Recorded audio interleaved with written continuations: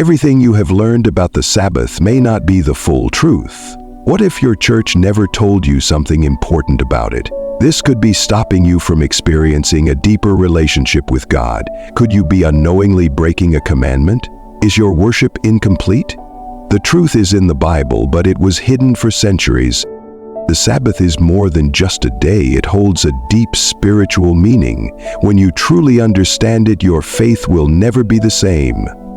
Jesus Christ revealed powerful truths about the Sabbath that many don't know.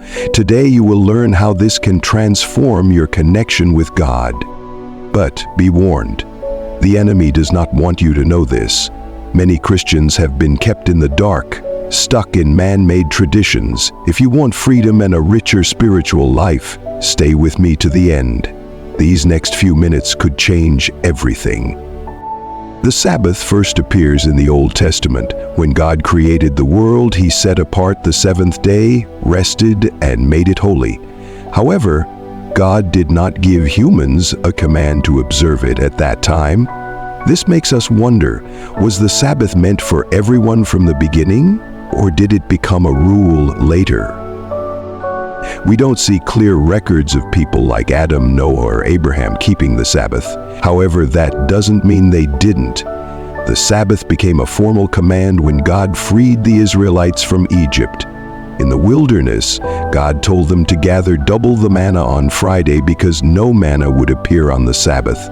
This happened before the 10 Commandments were given, showing that God was already teaching His people about this special day.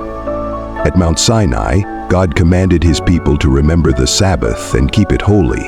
It was more than just a day of rest. It was a reminder to trust God rather than their own efforts. While other nations worked constantly to survive, Israel was called to rest and trust in God's provision.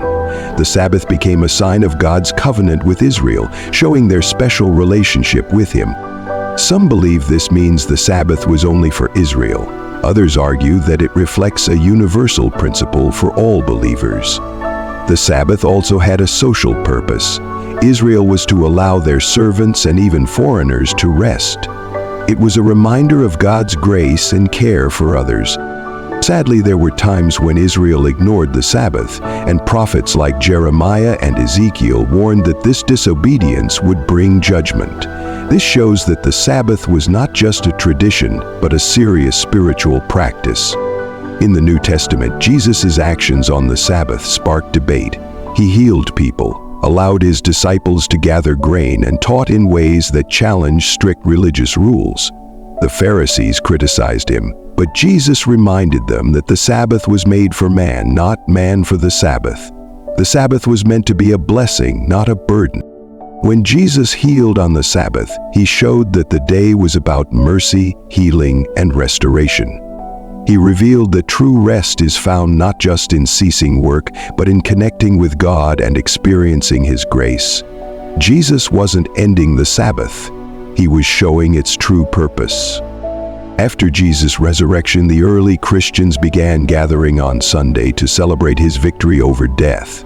This wasn't commanded, but reflected their new understanding of spiritual rest in Christ.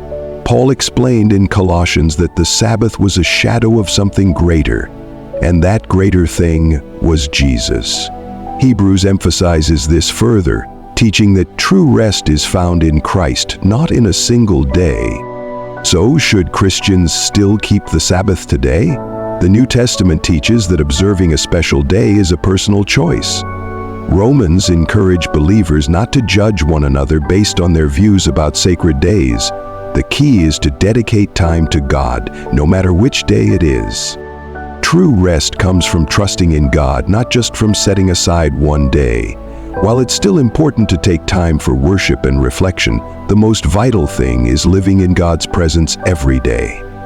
Jesus invites us to find rest in Him, saying, "Come to me, all you who are weary and burdened, and I will give you rest." In the end, the real question is not about which day we observe, but whether we are truly resting in God.